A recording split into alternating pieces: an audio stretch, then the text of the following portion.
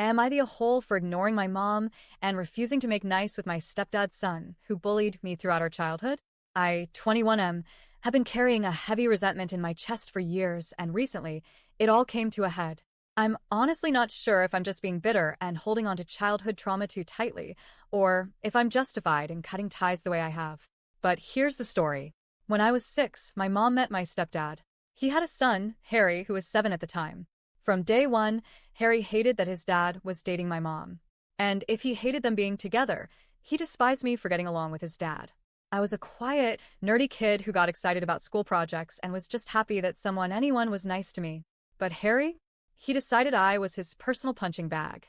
For the first few months, I kept thinking it would pass. I thought once we all got used to the new living situation, he'd mellow out. But he didn't. In fact, the closer my mom and stepdad got, the worse it became. The bullying started small, eye rolls, mean comments, tripping me up when no one was looking.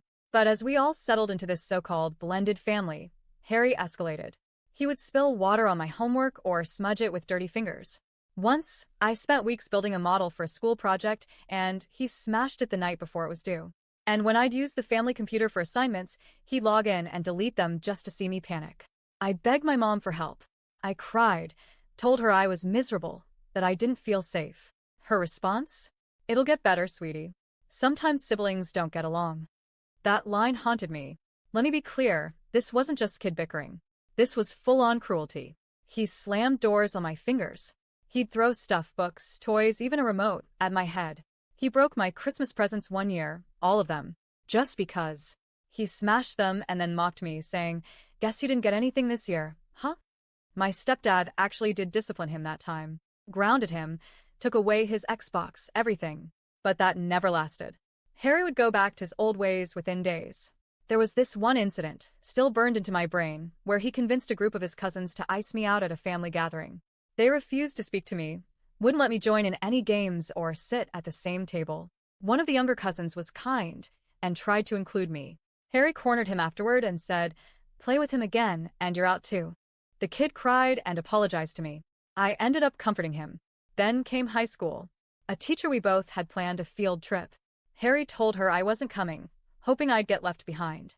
When that didn't work, he accidentally sprayed me with water from a bottle right before the bus left, soaking my jeans so it looked like I peed myself. I had to sit through a 2-hour ride like that while he laughed with his friends. Speaking of friends, he often got his buddies in on the bullying. There was one time they ganged up on me during a game of dodgeball, and one of them hit me so hard in the mouth that I lost a tooth. I ran home sobbing, bleeding. My mom was horrified, but she still didn't leave. Still insisted we're a family, and I had to stay. I started emotionally withdrawing around age 15. I stopped telling her things. I became cold, distant. She noticed, and I think it hurt her, but she never really owned why it was happening. She tried to hug me more, check in on me, talk to me like everything was fine, but it wasn't. When I turned 18 and left for college, I moved out and never looked back. Packed up everything and told my mom I wasn't coming home anymore. She said I was overreacting and reminded me that Harry didn't even live there full-time. Then she pulled the classic, "You're both adults now, you'll work it out." But I wasn't interested. I told her straight, I would never spend another second with Harry, and if that meant skipping family holidays or events, so be it. I told her I'd blocked him on everything and didn't care what happened to him. I didn't want apologies. I didn't want closure. I wanted distance. Over time, I started ghosting her too. No more calls. No visits. She kept pretending like we were fine. Tried to message me photos, family news, "We miss you," texts. I left her on read or just blocked her number when it got too much. Last week, I visited my grandparents and surprise, she showed up.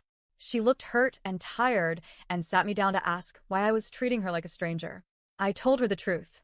She failed me. She put her own desires above my safety and well-being for over a decade. She let me grow up being tortured in my own home. I told her I didn't care how nice my stepdad had been to me. Nothing made up for being forced to live with his monster of a son. I said Harry would never be my family, and I didn't care if he cured cancer or became Pope. He would still be the kid who ruined my childhood. And I told her, point blank, I wasn't ready to forgive her either. She left in tears. My grandparents tried to talk to me afterward, saying she was just trying to connect. Then my uncle texted me, asking what had happened, and I told him. He said I could be mad, sure, but she's still my mom, that she loves me, that she made mistakes, but cutting her out entirely was extreme. He also said that by refusing to make nice with Harry, I'm missing out on family holidays and connections with people who care about me. But the thing is, I'm not missing out. The holidays I spend now, with my chosen family and friends, feel warm and safe. I don't spend the day flinching every time someone walks by. I'm not pretending to be happy while silently hoping for it to end. Those holidays with Harry? They were hell.